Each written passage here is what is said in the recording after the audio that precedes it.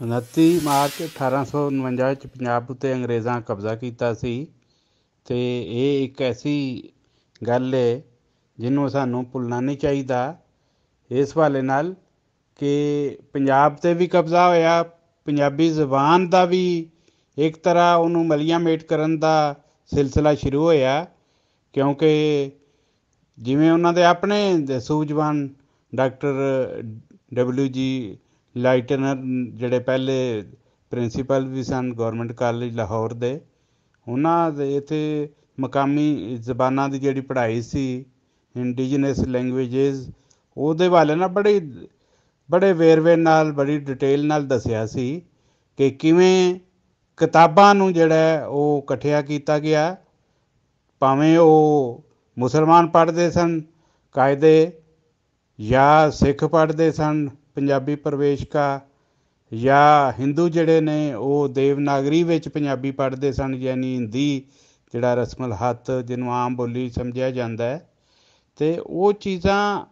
ਖੁਦ ਅੰਗਰੇਜ਼ਾਂ ਦੇ ਜਿਹੜੇ ਨੇ ਸਿਆਣੇ ਉਹਨਾਂ ਇਹ ਲਿਖੀਆਂ ਨੇ। ਅਤੇ ਇੱਕ ਤਾਂ ਪੰਜਾਬ ਉੱਤੇ ਕਬਜ਼ਾ, ਫਿਰ ਪੰਜਾਬੀਆਂ ਨੂੰ ਜ਼ਿਹਨੀ ਤੌਰ 'ਤੇ ਗੁਲਾਮ ਬਣਾਉਣ ਲਈ ਉਹਨਾਂ ਦੀ ਜ਼ਬਾਨ ਖੋਹਣ ਦਾ ਤਰੀਕਾ, ਇੱਕ ਸਿਲਸਿਲਾ ਪੱਕੇ ਇੱਕ ਮਨਸੂਬੇ ਨਾਲ ਹੋਇਆ। ਜਿੱਥੇ ਫੋਰਟ ਵਿਲੀਅਮ ਕਾਲਜ ਕਲਕੱਤਾ ਦੇ ਵਿੱਚ ਦੂਜੀਆਂ ਜ਼ਬਾਨਾਂ ਦੀਆਂ ਕਮੀਆਂ ਥੋੜ੍ਹਾ ਦੂਰ ਕੀਤੀਆਂ ਗਈਆਂ, ਉਹਨਾਂ ਦੇ ਰਸਮ ਹੱਥ ਉਹਨਾਂ ਨੂੰ ਆਖਰੀ ਸ਼ਕਲ ਦੇ ਕੇ ਅਤੇ ਉਹਨਾਂ ਦੀ ਪੜ੍ਹਾਈ ਲਿਖਾਈ ਉਹ ਕੀਤੀ ਗਈ। ਉਹਦੇ ਵਿੱਚ ਉਰਦੂ ਵੀ ਸੀ, ਹਿੰਦੀ ਵੀ ਸ਼ਾਮਿਲ ਸੀ, ਬਾਕੀ ਵੀ ਜ਼ਬਾਨਾਂ ਸ਼ਾਮਿਲ ਸਨ। ਪਰ ਜਾਣ ਬੁੱਝ ਕੇ ਪੰਜਾਬੀਆਂ ਨੂੰ ਗੁਲਾਮ ਬਣਾਉਣ ਦੇ ਚੱਕਰ ਦੇ ਵਿੱਚ ਇਹ ਕੀਤਾ ਗਿਆ ਕਿ ਇੱਥੇ ਨਾ ਸਿਰਫ ਪੰਜਾਬੀ ਲੋਕਾਂ ਨੂੰ ਜਿਹੜਾ ਉਹ ਇੱਕ ਗੁਲਾਮ ਅਤੇ ਪੰਜਾਬ ਨੂੰ ਗੁਲਾਮ ਬਣਾਇਆ ਜਾਏ, ਬਲਕਿ ਉਹਨਾਂ ਦੀ ਜਿਹੜੀ ਜ਼ਬਾਨ ਹੈ ਉਹਨੂੰ ਵੀ ਖਤਮ ਕੀਤਾ ਜਾਏ, ਤਾਂ ਕਿ ਉਹਨਾਂ ਦੇ ਵਿੱਚ ਆਪਣੀ ਪਛਾਣ ਦਾ, ਉਹਨਾਂ ਵਿੱਚ ਆਪਣੇ ਤਸ਼ੱਖੁਸ ਦਾ, ਆਇਡੈਂਟੀਟੀ ਦਾ ਮਸਲਾ ਹਮੇਸ਼ਾ ਲਈ ਉਹ ਨਾ ਪੈਦਾ ਕਰਨ ਲਈ ਇਹ ਕੋਸ਼ਿਸ਼ ਕੀਤੀ ਸੀ ਕਿ ਪੰਜਾਬੀ ਜ਼ਬਾਨ ਨੂੰ ਖਤਮ ਕੀਤਾ ਜਾਏ। ਖੁਦ ਜਿਹੜਾ ਉਹ ਡਾਕਟਰ ਲਾਈਟਨਰ ਬੜੇ ਵੇਰਵੇ ਨਾਲ ਇਹਦਾ ਥਾਂ ਜ਼ਿਕਰ ਕਰਦਾ ਹੈ ਕਿ ਇੱਥੇ ਜਿਹੜਾ ਪੰਜਾਬੀ ਪੜ੍ਹਾਈ ਜਾਂ ਕਿਸੇ ਵੀ ਸ਼ਕਲ ਵਿੱਚ ਜਿਹੜੀ ਪੰਜਾਬੀ ਪੜ੍ਹਾਈ ਸੀ, ਭਾਵੇਂ ਮੁਸਲਮਾਨ ਬੱਚੇ ਮਦਰਸਾ ਜਿਹੜਾ ਸੀ ਹਰ ਪਿੰਡ ਦੇ ਹਰ ਸਕੂਲ ਵਿੱਚ ਸੀ, ਜਿਵੇਂ ਉਹ ਸਿਆਲਕੋਟ ਦੇ ਇੱਕ ਸਕੂਲ ਦੀ ਮਿਸਾਲ ਦੇ ਦਿੰਦਾ ਹੈ ਕਿ ਉਸ ਪਿੰਡ ਦੇ ਵਿੱਚ 100% ਸਾਨੂੰ ਪੜ੍ਹੇ ਲਿਖੇ ਲੋਕ ਮਿਲੇ। ਹੁਣ ਇੱਥੇ ਇਹ ਵੀ ਯਾਦ ਰੱਖਣਾ ਚਾਹੀਦਾ ਕਿ ਪੜ੍ਹੇ ਲਿਖੇ ਤੋਂ ਮੁਰਾਦ ਕੋਈ ਸਨਦ ਉਹਦੇ ਕੋਲ ਹੋਵੇ ਜਾਂ ਡਿਗਰੀ ਹੋਵੇ, ਇਹ ਨਹੀਂ ਹੁੰਦਾ। ਉਹਦਾ ਸਿਰਫ ਇਹ ਮਤਲਬ ਹੁੰਦਾ ਪੜ੍ਹੇ ਲਿਖੇ ਦਾ ਕਿ ਉਹ ਆਪਣਾ ਛੋਟਾ ਮੋਟਾ ਜ਼ਿੰਦਗੀ ਦਾ ਤਰੀਕਾ, ਆਪਣਾ ਹਿਸਾਬ ਕੋਈ ਲਿਖ ਪੜ੍ਹ ਸਕੇ, ਕੋਈ ਆਪਣੇ ਦਸਤਖਤ ਕਰ ਸਕੇ, ਇਹ ਮੁਰਾਦ ਹੁੰਦਾ ਪੜ੍ਹੇ ਲਿਖੇ ਔਰ ਅਨਪੜ੍ਹ ਵਿੱਚ ਫ਼ਰਕ ਇੰਨਾ ਹੀ ਹੁੰਦਾ ਹੈ। ਅਤੇ ਉਹਦੇ ਹਵਾਲੇ ਨਾਲ ਹੀ ਉਹਨੇ ਕਿਹਾ ਕਿ ਅਸੀਂ ਇੱਥੇ ਜਿਹੜੀਆਂ ਸਨ ਕਿਤਾਬਾਂ ਉਹ ਸਾਰੀਆਂ ਉਹ ਖਤਮ ਕੀਤੀਆਂ। ਅਤੇ ਉਹਦੇ ਆਪਣੇ ਲਫ਼ਜ਼ ਨੇ ਕਿ the British made it a special effort to research every house of a village and to burn every book even in the secular schools of Lahore, which use Lande as the medium of instruction. ਇਹ ਗੁਰਮੁਖੀ ਦੀ ਜਿਹੜਾ ਪਹਿਲੀ ਸ਼ਕਲ ਜਿਹੜੀ ਹੁੰਦੀ ਸੀ ਉਹ ਲੰਡੇ ਉਹਨੂੰ ਕਹਿ ਰਿਹਾ, ਜਾਂ ਪਰਸ਼ੀਅਨ ਜਿਹੜਾ ਜਿਹਦੇ ਵਿੱਚ ਰਸਮਲ ਹੱਥ ਅਸੀਂ ਲਿਖਦੇ ਹਾਂ, ਉਹ ਵੀ ਜਿਹੜਾ ਅਸੀਂ ਸ਼ਾਹਮੁਖੀ ਜਿਹੜੀ ਹੈ ਪੰਜਾਬੀ ਉਹ ਮੁਸਲਮਾਨ ਆਮ ਤੌਰ 'ਤੇ ਉਹ ਵੀ ਪੜ੍ਹਦੇ ਨੇ। ਅਤੇ ਉਹ ਕਹਿੰਦਾ ਕਿ ਉਹ Persian or Lande as the medium of instruction books formed the major bone for then the British troops cleaned the area. ਅਤੇ ਇੱਥੋਂ ਤੁਸੀਂ ਅੰਦਾਜ਼ਾ ਕਰ ਲਓ ਕਿ ਪੰਜਾਬੀ ਕਿਤਾਬਾਂ ਇਕੱਠੀਆਂ ਕਰਕੇ ਫਿਰ ਮੁਖਤਲਿਫ ਜਗ੍ਹਾ 'ਤੇ ਜਿਹੜਾ ਉਹ ਪਿੰਡਾਂ ਦੇ ਵਿੱਚ ਤਹਿਸੀਲਦਾਰਾਂ ਦੀ ਡਿਊਟੀ ਲਾਈ ਗਈ ਸੀ ਕਿ ਉਹ ਉੱਥੋਂ ਸਾਰੀਆਂ ਕਿਤਾਬਾਂ ਲੋਕਾਂ ਕੋਲ ਲੈਣ, ਅਤੇ ਅਗਰ ਕੋਈ ਮੁਸ਼ਕਿਲ ਵੀ ਪੇਸ਼ ਆਉਂਦੀ ਸੀ ਤਾਂ ਲੋਕਾਂ ਨੂੰ ਇਨਾਮ ਵੀ ਦੇਣ ਦਾ ਸਿਲਸਿਲਾ ਸ਼ੁਰੂ ਕੀਤਾ ਗਿਆ ਸੀ ਕਿ ਜਿਹੜੀ ਇਹ ਬਗਾਵਤ ਉਹ ਉਹਨਾਂ ਦੇ ਹਿਸਾਬ ਨਾਲ ਬਗਾਵਤ ਸੀ, ਲੇਕਿਨ ਪੰਜਾਬੀਆਂ ਦੀ ਉਹ ਜੰਗੇ ਆਜ਼ਾਦੀ ਸੀ,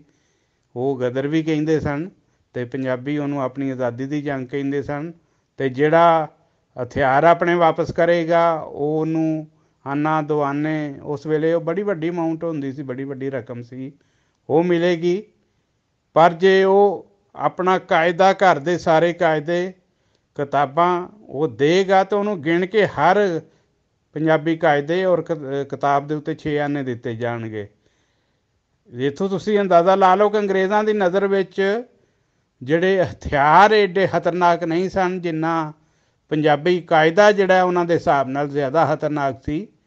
ਅਤੇ ਇਹ 29 ਮਾਰਚ ਔਰ ਫਿਰ 30 ਮਾਰਚ ਵੀ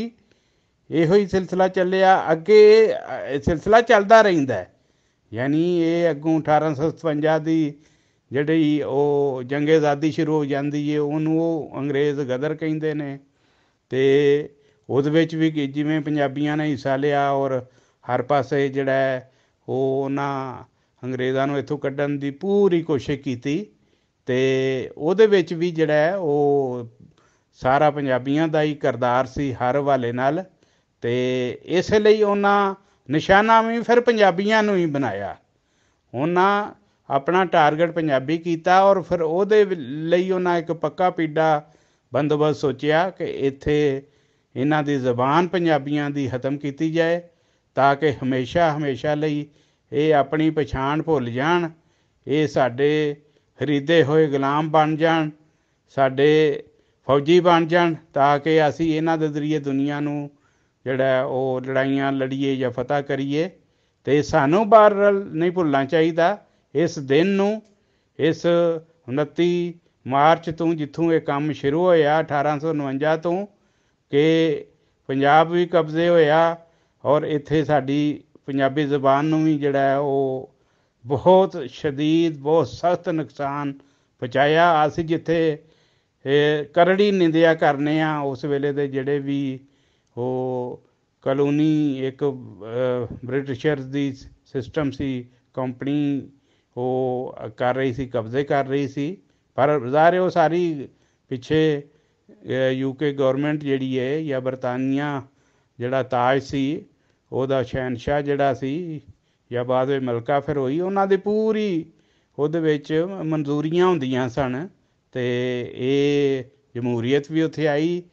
ਲੇਕਿਨ ਫਿਰ ਵੀ ਇਹ ਚੀਜ਼ ਜਿਹੜੀ ਹੈ ਬਾਅਦ ਵਿੱਚ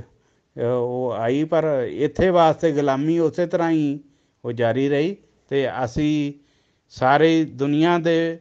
22 ਕਰੋੜ ਤੋਂ ਵੱਧ ਪੰਜਾਬੀ ਇਹ UK ਗੌਰਮੈਂਟ ਤੋਂ ਇਹ ਡਿਮਾਂਡ ਕਰਨੇ ਆ, ਇਹ ਸਾਡਾ ਹੱਕ ਬਣਦਾ ਹੈ ਕਿ ਉਹ ਇੱਕ ਤਾਂ ਮਾਫੀ ਮੰਗਣ ਕਿ ਪੰਜਾਬੀ ਜ਼ਬਾਨ ਉੱਤੇ ਐਡਾ ਜ਼ੁਲਮ ਉਹਨਾਂ ਕਿਉਂ ਕੀਤਾ ਹੈ। ਫਿਰ ਪੰਜਾਬੀ ਜ਼ਬਾਨ ਦੇ ਕਾਇਦੇ ਕਿਤਾਬਾਂ ਉਹ ਸਾੜਨ ਉੱਤੇ ਜੋ ਦੁੱਖ ਪੰਜਾਬੀਆਂ ਨੂੰ ਉਹਨਾਂ ਪਹੁੰਚਾਇਆ, ਉਹਨਾਂ ਦੇ ਲਈ ਫਿਰ ਜ਼ਰੂਰੀ ਹੈ ਕਿ ਜਿਹੜੀ ਇਹ UK ਗੌਰਮੈਂਟ ਉਹ ਪੂਰੀ ਦੁਨੀਆ ਦੇ ਪੰਜਾਬੀਆਂ ਕੋਲੋਂ ਉਹਦੀ ਮਾਫੀ ਮੰਗੇ, ਅਪਾਲੋਜੀ ਕਰੇ। ਬਹੁਤ ਸ਼ੁਕਰੀਆ।